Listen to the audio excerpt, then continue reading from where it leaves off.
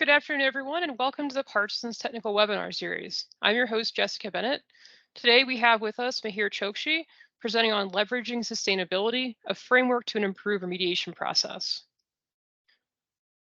Next slide, please. A few housekeeping items up front. We'll keep all phone lines muted until the Q&A at the end to limit background noise. If you have a question at any time during the presentation, you can enter it into the chat and we'll read it out loud at the end during Q&A, or you can wait to ask it live at the end. This webinar has been approved for 1 PDH credit. If you'd like to receive that for professional education purposes, you can download the form that will be posted in the chat at a web link. And there are 4 questions you will need to answer that are multiple choice on that form in order to get credit. If you have any issues getting that form or the link to it, you can contact us and we'll get that to you. And finally, this webinar is being recorded and will be available on the Parsons YouTube channel in the next few days. So a brief agenda, I'll introduce our guest speaker, Mihir Chokshi, followed by a core value moment, the technical presentation, and we'll wrap up at the end with questions and answers.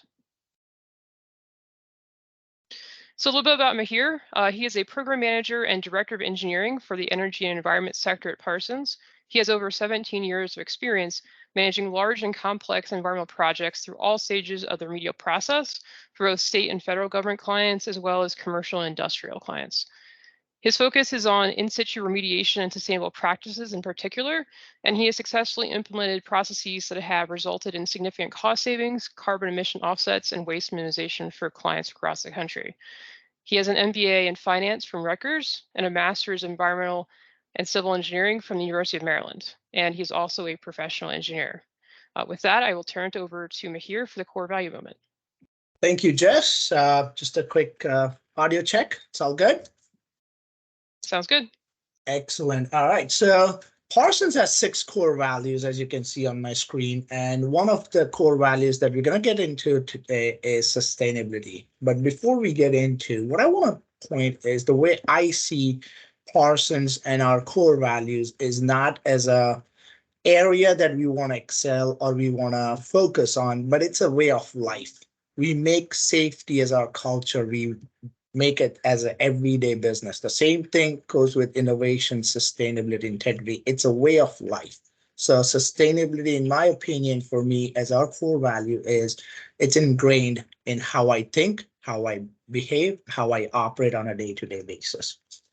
So how does that come into picture? And the quote from Ryan Lilly sticks to me in many aspects of my day or my career, professional career is incremental change, but it's an unwavering incremental change. It can make a remarkable and monumental result. Why do I bring that up today? Because if you look at our environmental remediation business or industry, it has done the same thing, and so has every industry.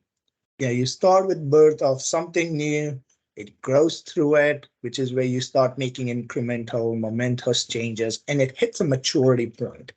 And until there's a new innovation or a new concept or something new doesn't come in, regulatory frameworks change, market demands change, workforce changes, there's a change that happens. And very similar to how the world has changed from 60s or industrial age to technology age to internet age. And nowadays we are into what AI, Bitcoins and everything else age, remediation's changed.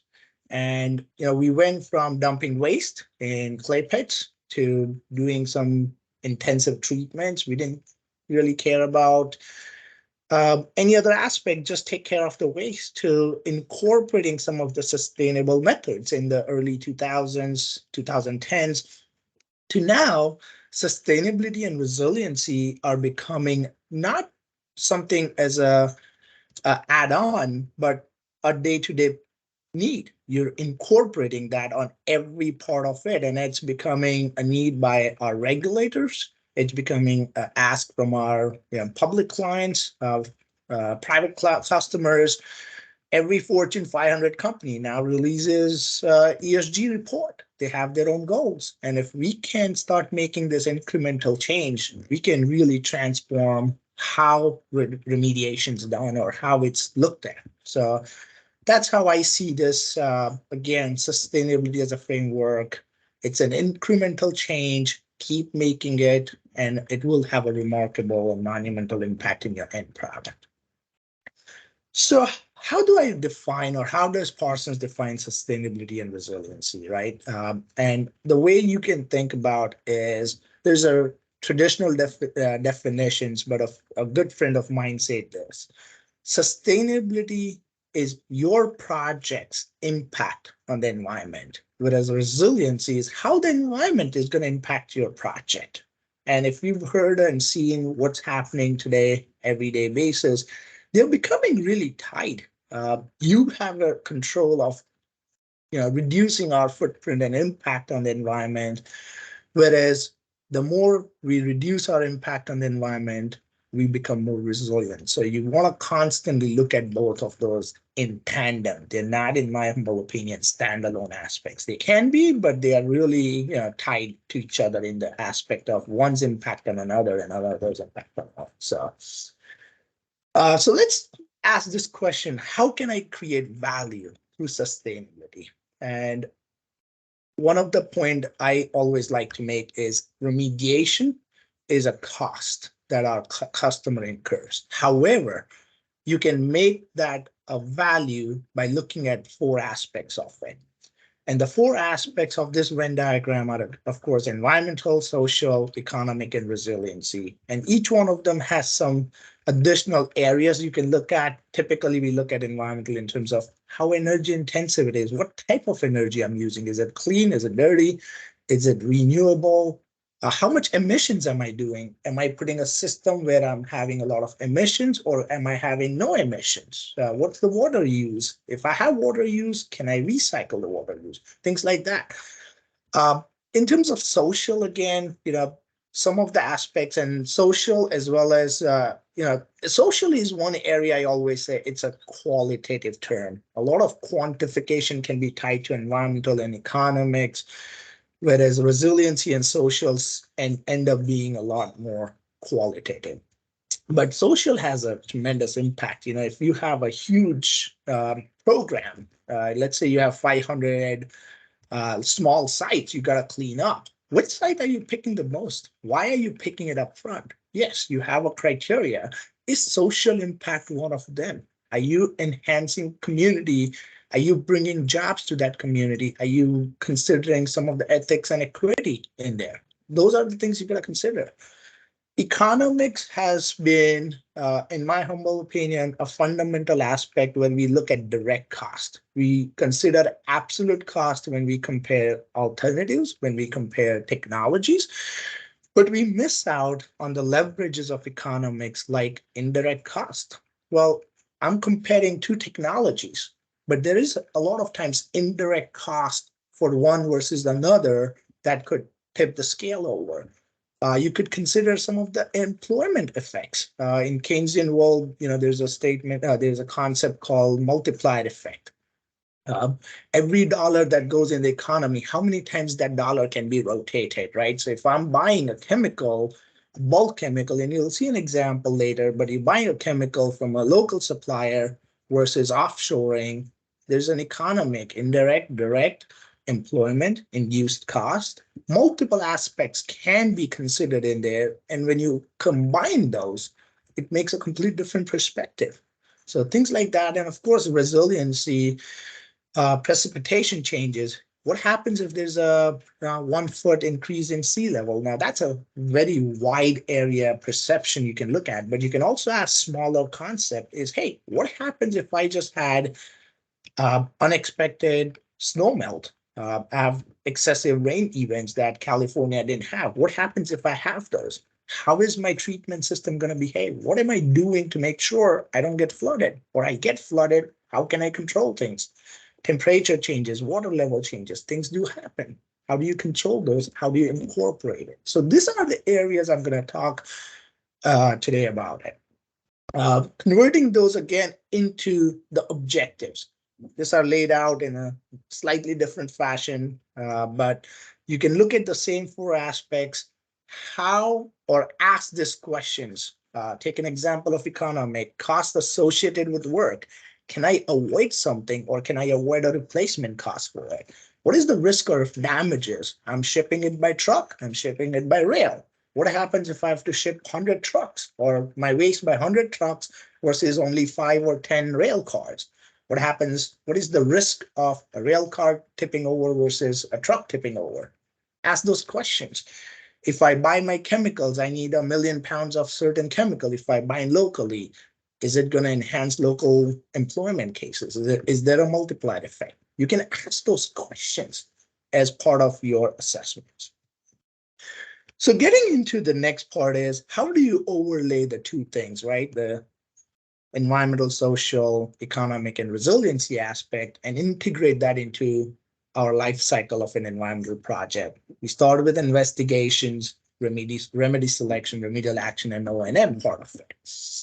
And you'll see across the board as I go through some of these concepts and the framework, the biggest impact, it's truly a normal distribution curve. The impacts start building up at the early phase, but it's relatively speaking mostly tied to environment as well as economics. But the biggest impacts that you can gain are in remedy selection, remedial action, and then it tapers back off again at the operation and maintenance part, because you've made biggest impacts, you've made the decisions, you've implemented remedies, right? And in the subgroup of those each phases, you're looking at planning or how you're picking an alternative, how you're designing, when you design it, what components you incorporate, how you implement those designs itself, materials you use come into picture. So we'll look at each one of this as we go along and overlay them across the 4 aspects of the sustainability value framework. So before you start a project, and again, this is not something that I want to say you have to start at the start of the project. Sustainability and value creation can happen at any given point of the project. But the most important fact of it is following some basic principles. Have you gathered some requirements? Have you asked their customer, what are their priorities? Do they have sustainability goals? As I said earlier, Fortune 500, go pick up any company that's publicly listed right now. They have an ESG report pretty much. They have a goal. They're saying how much water usage they want to reduce, how much waste they want to dispose less, how much energy intensive, what type of energy they want to use. Ask your customers and look at that question.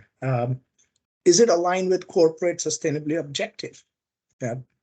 Has your customer opened their report? Ask those questions and align it.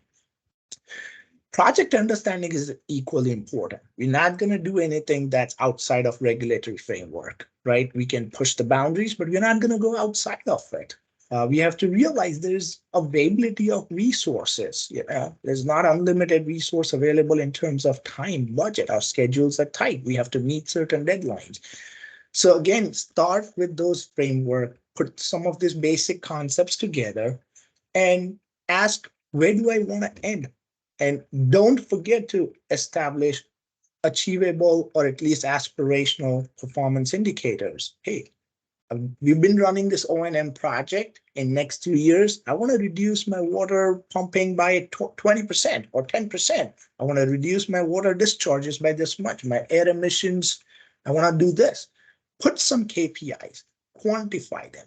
Put some qualitative KPIs. It's okay to have qualitative KPIs, but put some of those against it. Talk to your customer frequently. And last, if you have a large project that's been ongoing, a large water treatment system, establish baseline. If you don't know what your baseline is on those things, you're not going to be able to show improvement. So put some baselines together. So when we go through this, and this happened to me about 1.5 years, 2 years ago, I was bogged down. I've seen across the spectrum, and I'm guaranteeing you, my friends on this call, you guys have been bogged down many times. Is where do I start? Do I need a software, or what details do I prepare? And that's how I've broken it down into 3 basic concepts. I call it level 1, 2, and 3 for simplicity of memory, right? One is essentially, let's call it simple. Create a BMP list. On my project, I want to have this 10 BMPs, best management practices applied that are tied with sustainability. If you want to get a little more complex, you have a checklist. You can have basic Excel sheets. There's toolkits available. If you want to go really advanced, there are softwares available, really advanced software, to the point where Parsons recently announced a relationship with Context Lab. I've seen their software capability that you can package your carbon credits and put it on blockchain, certifiable level, right? So when companies are being questioned right now in the world is, hey, your sustainability impacts are not legit, we're thinking through every level, and those are available for us. So where I want to start with saying every person on this call or in the industry can at least start at level 1. Level 2, you don't need level 1 and 2, you don't need advanced degrees. You need basic understanding to get that going. Get that going. That's the whole idea. And today we're going to focus primarily on level 1 and 2 side of the business only. Because my goal at the end of the day today is when I get off this call with this discussion, I want to inspire every one of you to take this and say, I can do this. I'm going to implement this. I'm going to make a change. So let's go through step-by-step impact and sample examples. And this is how I look at a framework. Simple, achievable, understandable. Let's talk about site investigation. If you have a project that's starting at site investigation, you're doing some planning upfront. Create some major boxes of phases of site investigation and identify a couple items. I want to implement a triad approach. Can I do that? Is the strategy possible? So the blue box in the middle you're seeing is a strategy category, and the 4 boxes of, again, the sustainability framework comes as, can I achieve something up here? Is there a value I can gain out of it? This is, again, a very simplistic work, no calculation. You're basically putting some thoughts to it, high-level thoughts, and say, can I gain value or no? So think about it from that perspective, as simple as, hey, I'm going to do soil investigation. I have 100 borings. Can I take the soil cores and put it back in the ground? Very simple, material and waste management. But imagine if Parsons alone has 3,000 projects and every one of them helps eliminate 1 drum, 1 waste drum. That's a cumulatively huge impact. And the implementability can be very simple. The regulatory framework support it. You can do some of those things. Can you minimize number of mobilizations? Can you plan it such you eliminate it? And you have the value right there. You can gain it. So think about those. Can I integrate field screening tools? XRFs are available. Drones are available. They are very easily usable. Yes, they need a little training. There is a cost benefit that needs to be run. But there's a huge impact associated with it, and we'll take an example of it. We had a project in New Jersey where we use XRF for our arsenic scanning. We had used for lead. We saw some success. We implemented for arsenic. We were able to create correlation. You can come up with statistical analysis for a 95% confidence interval. You can leverage the statistics with the correlations and go into the field, make faster, quicker, better decision. 90% of samples were eliminated for lab analysis. Imagine the resiliency of this project. You're eliminating complete steps away in terms of reliance on another step of a process. What happens if a lab equipment breaks down? Is a project getting stalled? What happens if the data doesn't come through? Is your decision stopping? Is your project on hold? What happens with the packed cooler that you're sending? As simple as, have you asked the question, if I put 10 pounds of ice in a cooler, what is the impact? What's the carbon footprint of that cooler alone? What is the sample analysis at the lab? There is a whole domino effect by eliminating just a simple cooler. And I look at it from that perspective. That's a huge impact. The almost 2 metric tons of CO2 emission was just purely from eliminating mobilization of contractor and the field teams going out in the field or multiple events. I didn't even add in the lab side of the cost or the carbon footprint, the coolers, the ice. I can keep going down into level 2 and level 3 analysis. This is level 1, very simple. Eliminated 20 mob, remob, adds up. This is what happens. Again, giving an example. So you can put that value chain very quickly. Doesn't cost the customers a lot of money, but you can showcase the value enhanced just instead of absolute cost comparison. Now you're also giving them the other component comparisons in addition to it. Getting into alternative analysis, as I said, and you'll see it just from the X's alone on the right-hand side. As you get into the alternatives from investigation, the impact you can start, getting bigger impacts. You can start squeezing out much better impacts out of it. The complexity definitely goes up in some cases, but the leverages are much, much bigger. So when you're looking at alternative analysis, are you considering nature-based solutions in your in your alternatives?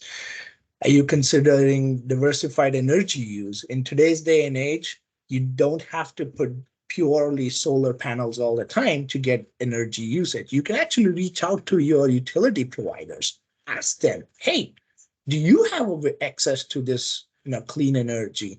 Because utility providers nowadays have access to clean energy. They will assign those to you. Yes, there's a cost for it, but there's a huge impact that adds value to your customer's carbon footprint. They have carbon credits they have to gain. There's a help that you're giving them. Are you considering supply chain logistics in your decision making when you're looking at alternatives? Is it smart to run 1,000 trucks through New York City in middle of summer? Is it possible? Can an alternative be where supply chain logistics could be much simpler? Can you put a chemical that doesn't need 1,000,000 pounds, maybe only 500,000 pounds? Look at it from that perspective, changing the number of trucks that are coming in, changing the amount of materials that get moved. In alternative analysis, you're sitting on a table, you're not going out. You can make a big impact up there. You can analyze if I can reuse some of these materials. I know one of our big project, we had concrete come out, and during the analysis of it itself, we started putting this thought in there saying, can we reuse the concrete? We were able to walk through the client and the regulators through the entire process. We were able to reuse those concrete broken into smaller pieces for something else, beneficial reuse. But it was tied in the alternative analysis, very early phase of the project of remediation design.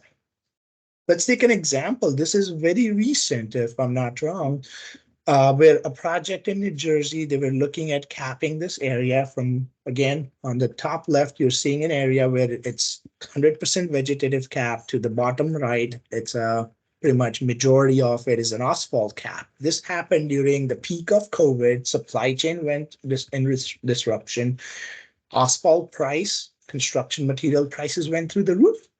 The team went back to the table and asked some questions and said, well, can we compare alternatives? Can we look at something? They came up with, not, again, you don't have to go an extreme. They came up with somewhere in the middle, right? Meet in the middle. Do something. They were able to create smaller green spaces that fit within the regulatory framework, fit everything else. But imagine just not the dollar value savings, but the metric ton savings that's happened. Look at the metric tons, 150 metric tons of CO2 eliminated or reduced from just going from an asphalt cap for that area to the nature-based solution. Well, I look at it from this way. This is a chemical plant. You're creating certain amount of vegetative cover. Well, it has some additional benefits of flooding. Imagine if you have a critical infrastructure. In this case, it might not be, but imagine if you have a critical infrastructure close by. If you have a flash flood, vegetative cover helps it reduce it. Some of those perspectives can be created. Impervious surfaces, water's going to run off. You're actually enhancing the issue. So there's a resiliency component that's tied in there. And those are all, again, leverages that get added one after another. Let's jump into remedy design. Again, you've gone through investigation, you've gone through alternatives, you're at a design phase of it, right? The remedy has been selected, the rod's written, and you have to go implement a soil vapor extraction or a groundwater pump and treat system or whatever it is, or an in situ chemical injection. You got to do something. How are you going to incorporate design components? My favorite one, I'll be honest, is IoT devices. Why do I say that? Because 10 years ago, 20 years ago, we looked at SCADA systems. Technology was available, but it was humongous. It was applied mostly in the water treatments, large plants, large treatment components. Now you have IoT devices. There's one sitting in my garage, $300. Every one of us has an IoT device in the house connected to your cell phone. Your internet bills, all of that under $50 a month, you can get a simple pressure gauge to send you readings on your system at less than your phone bill a month. That information is tremendously powerful in decision making, in operating your system, but incorporating those telemetry systems or IoT devices in your design can change how the entire footprint of your O&M plays. You can change that. A lot of times when you're designing stuff, are you looking at alternatives? I was talking to one of our structural engineers recently in terms of concrete usage. Fly ash 20 years ago was considered completely differently than today, right? They brought up a perspective is using different fiber material added to your concrete might eliminate use of rebars. Consider some design components where you're incorporating some of this innovative approaches, but has huge sustainability impacts. Take a look at, can I run this system intermittently versus continuous? Do I need to run it continuously? Right? And it has its own impacts. You're leveraging those impacts. It's all part of your design. Do I need to bring equipment that is energy efficient rated? Consider those parts. So you can make significant leverages out of it. We'll take an example again. And this is a project we had in North Carolina. The customer had to put, if I'm not wrong, 7 small water extraction wells, essentially, or pumps. And the system was only supposed to run for 3 to 5 years. The design went through it. Everything was great. When it came down to looking at the power, we asked the question, is this making sense? Putting a hardwire and putting 7 solar systems, technically the cost was comparable. They were almost equal. But when we started leveraging the indirect economic benefits of it, reduced federal tax credit, we leveraged that. Many states have SRECs. You can gain carbon credits for it, right? We talked to the supplier vendors. There's a salvage value, and we found the salvage value was exceptionally high. 3 years down the line, solar systems have 25-year life cycle. Well, a hardwire, once it's in, guess what? You got to pull it out. There's a cost to pull it out. Whereas this system was yielding economic benefits to our customer. Not only that, it added flexibility to our project. Why? Because every individual pump ended up now becoming its own system. I needed to turn one off, I can turn it off. It's easy. None of those pumps, and I can take off a system, add a system, significant flexibility, eliminated almost a mile-long hard wiring. Imagine the cables you're running. Every time you run long wires or long distance cables, your voltage goes up, the risk goes up. You got to monitor the risk, right? Or you're going to go underground, the cost goes up. We were able to take all that benefit, show it to our customer. While the costs are comparable, the intrinsic value that was gained from going to a sustainable energy plan was significantly higher.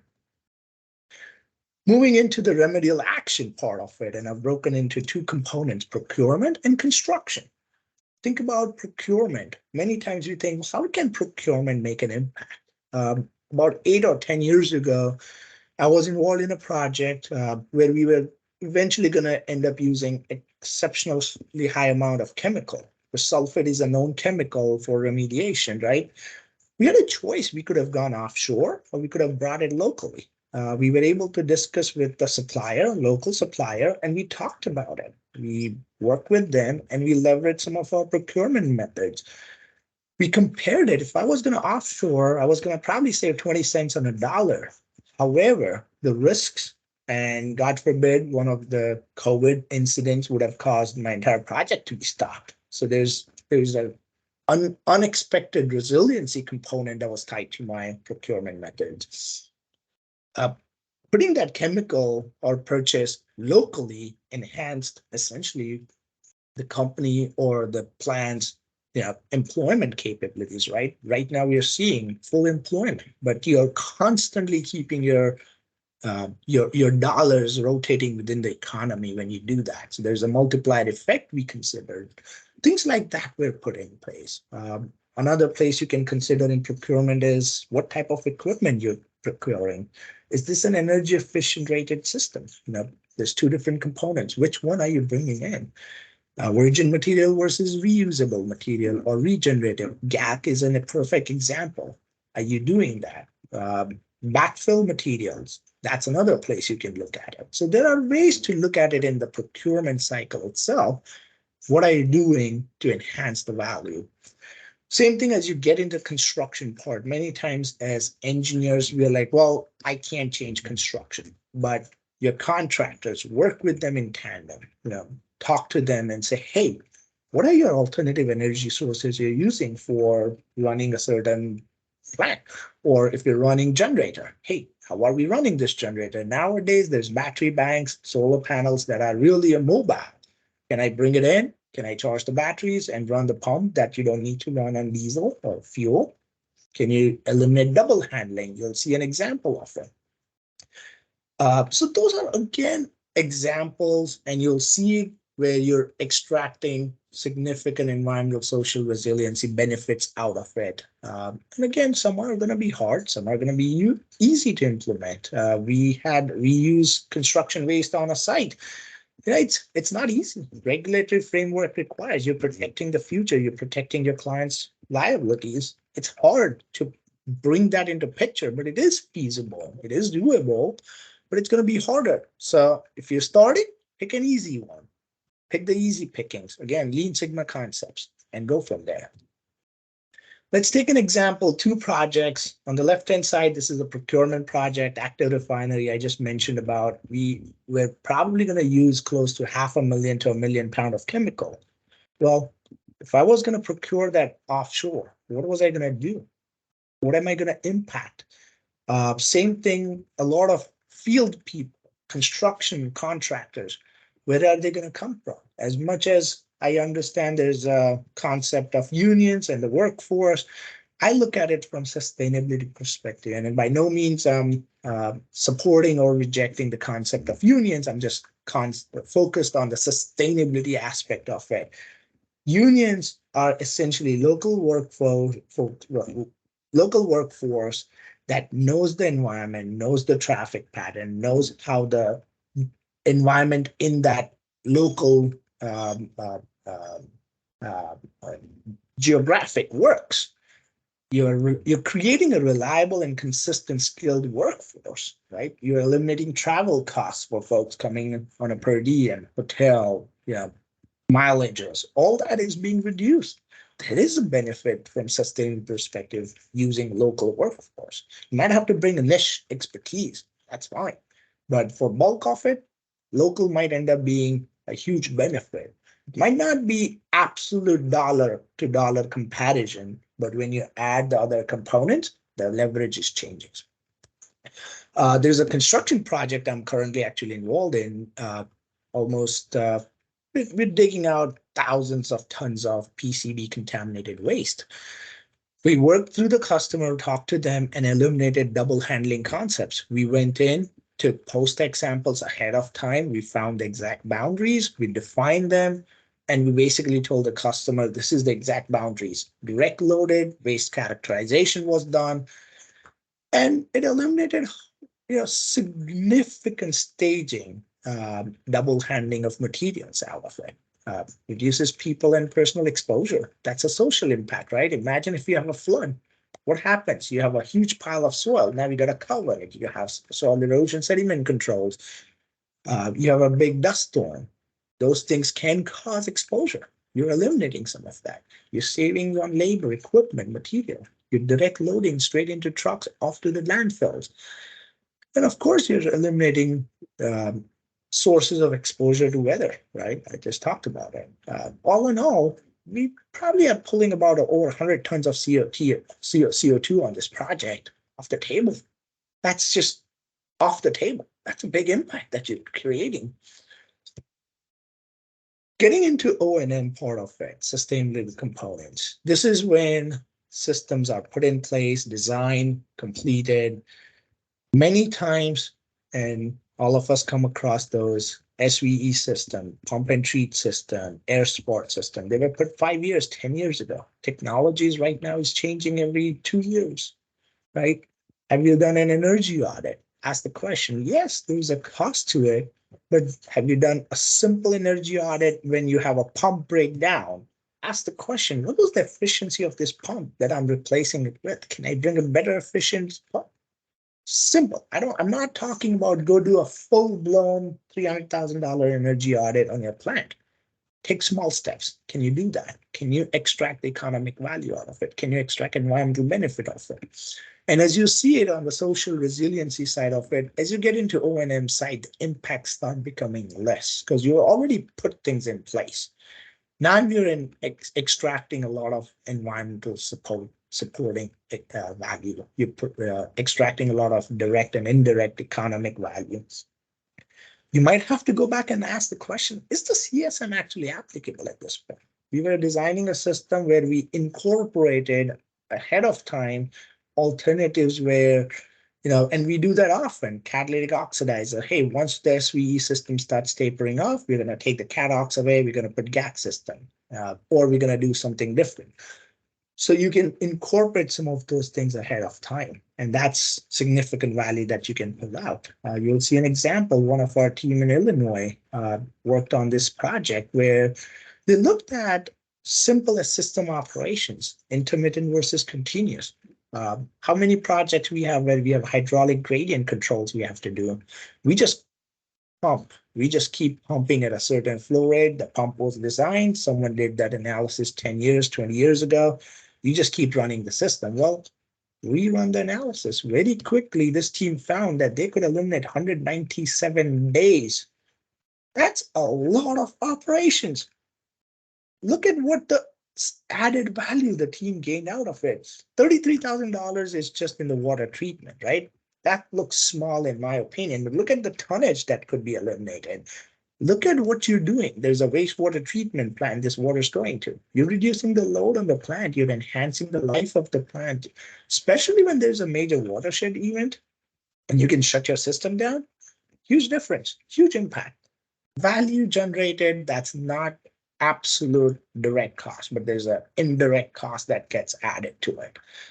And when you shut a system down, you're not inspecting it. You're not driving on a refinery. Driving on every refinery, it's added risk. It's just safety. You're enhancing all that stuff. So as simple as O&M sounds, there's a lot of value that can be extracted out of it. Another example the same team did was eliminating, wells. Do I need to sample this well? O&M, you're gauging wells year after year after year. We call it many different names, optimal well network analysis. You can call it optimization, PMOs, different names. But when you run that, this project team was able to eliminate 160 to 320 wells. 20 to 40% of the wells were taken out. Imagine 16 tons of CO2 eliminated just from not looking at the well. Dollar value saving. But here's the thing, our field techs, our field engineers, scientists, they're getting exposed. Yes, you have the PPEs, you have the monitoring device, but the best device is not to be exposed, not to do nothing better than that. And the team was still able to get reliable regulatory requirements and met the goals of the regulatory framework. Everything's achieved, but you're saving so much. The coolers that they didn't ship, the lab analysis that they didn't do, the equipment that they didn't use, those are all additional leverages that were gained out of it that benefited the project. And this is just another example of it. So talked about 4 or 5 different phases of the project. You've done all that. And you said, well, what do I do now? No good deed is done until you document it, right? If it's not written, it's not done. That's how I believe it. Keep it simple again. Keep a report card. Write a note. Write a simple paragraph. What did you do? What impacts you made? What happened? Simple level 1. You did some basic things, qualitative terms. You want to get into something fancy, detailed, checklist tables, spreadsheets. You can get into those. You can do cost benefit analysis. You can get down to carbon life cycle. You want to get to advanced. Again, I talked about context labs and others, but context immutably is super powerful. You can take those entire credits, package it up, put it on blockchain, get it certified, get your customer certifiable carbon credits. You can get down to the advanced tools as well. And each one of them, as I talk through it, we can help you do those things. And it doesn't need expertise until you get into the higher level 2s and 3s. Level 1s and 2s, everyone should be able to get that going. So from today's discussion, just a quick summary of what impacts you can gain. Each one of those 4 areas we talked about, simple takeaways. Can I reduce GHG emissions? In site investigations, it can be applied across the board, or as simple as if I take a soil reuse plan, how much excavator gasoline I've eliminated, how much truck idling I've reduced, how much exposure I've reduced. Consider those costs, impacts. All of that can be added in a very simple cue card like this. Just a project that implements level 1 impact summary, put that together for your customer. I'm sure our customers in public sector, state agencies, they'll appreciate this.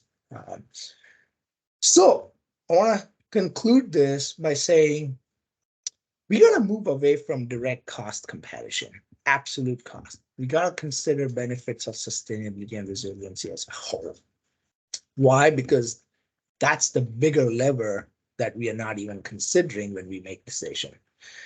I've talked about probably 60 to 80 different line items in those each phases. That doesn't mean you have to do every one of them.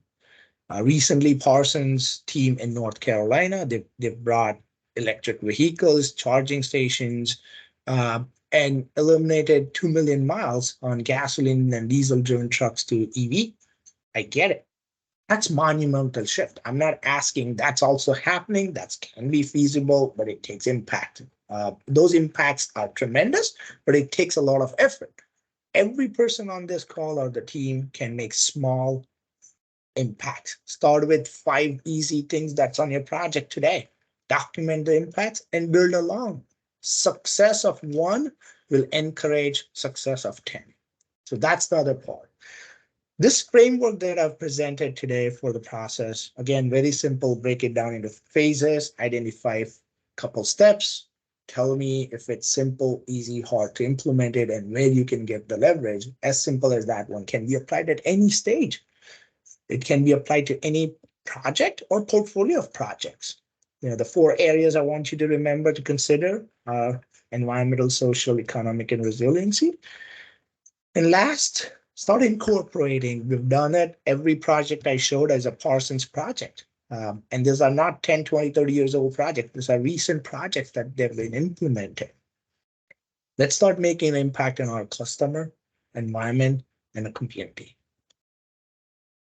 Thank you, Jess and Christy, for giving me the opportunity to talk to the team and present. Yeah, thank you, Mihir. That was a really great presentation with so many great examples of how you can implement at any stage of the process and how it's actually been done. So if there are any questions, you can raise your hand and we'll call on you to ask your question live, or you can enter your question into the chat. There was a link to the PDH credit form posted a couple times in the chat. Again, if you have any issues downloading that, just let us know. I see there's a couple questions already posted. From Michelle Patterson, these are great things, and we are taking into consideration quite a few of these already. In my mind, it's more a matter of providing a way to summarize our sustainability efforts and providing the proper language. Are you able to convert this presentation into a Parsons checklist, maybe in a Word doc format? This would be useful to display to our customers for a project. Absolutely, Michelle. And interestingly, we have an entire SharePoint site. We have the resources, and we can convert this checklist into, a Word doc, Excel sheet. All of that is possible. Yes.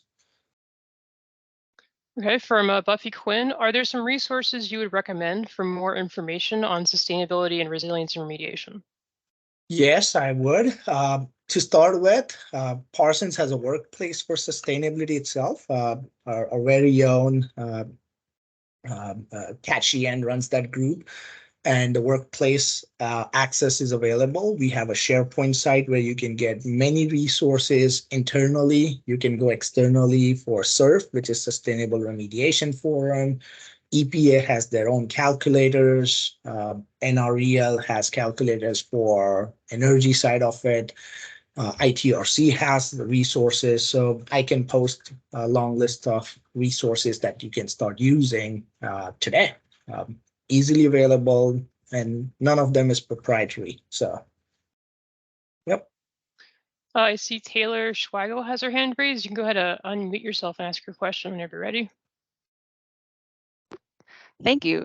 Great presentation. I was wondering about, you're talking about like eliminating direct cost comparisons, and especially for projects that have like well-established remedies, they're not really been updated in a while. What do you think, or they're not looking at this, even though it seems pretty widespread now that people are looking into sustainability and resiliency? What's the best strategy you have in terms of introducing this to sort of a legacy project, or getting people on board with maybe some unintended benefits of reevaluating this sort of thing? So I think when I said direct costs, right, I meant is we look at alternatives in absolute terms. SVE system costs me $1 million.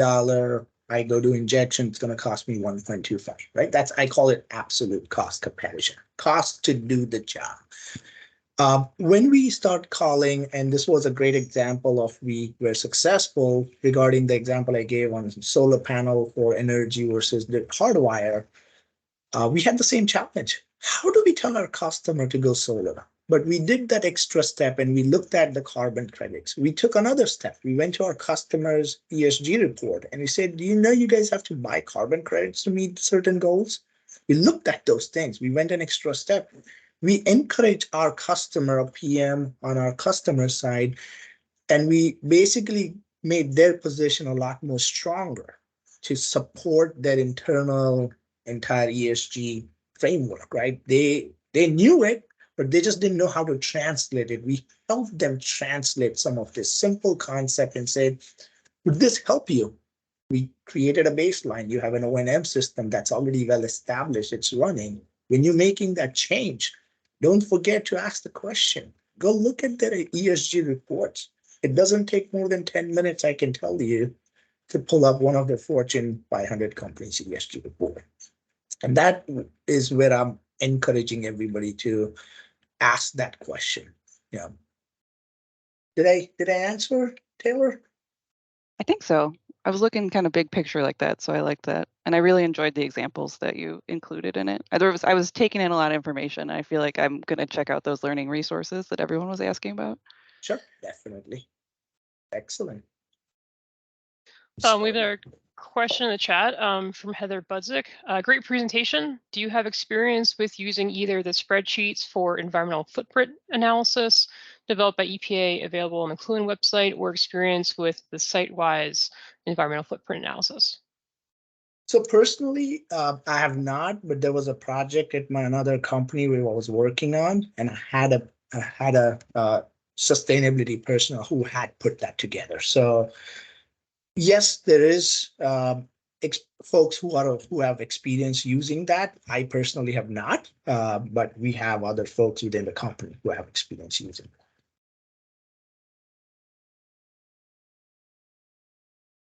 If there are any more questions, feel free to raise your hand or enter in the chat. For now, we can go to, oh, there's another one. So from Jordan Collier, how often do you find government incentives useful to the sustainability measures for clients or Parsons benefits?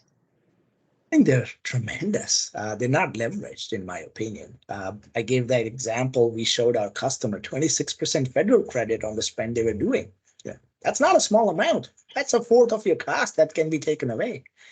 When you generate those carbon credits, if your customer is buying those credits on the open market, they go about $20 a metric ton. Sometimes a credit goes by $20 a credit.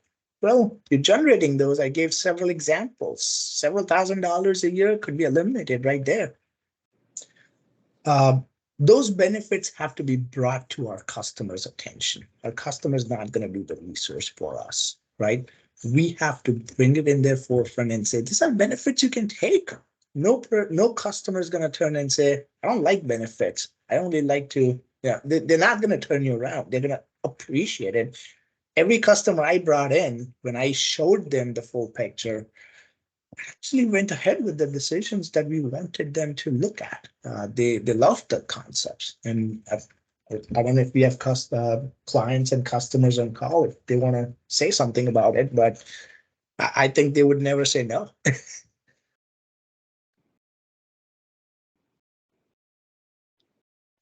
Did Okay, I great. answer that, Jordan?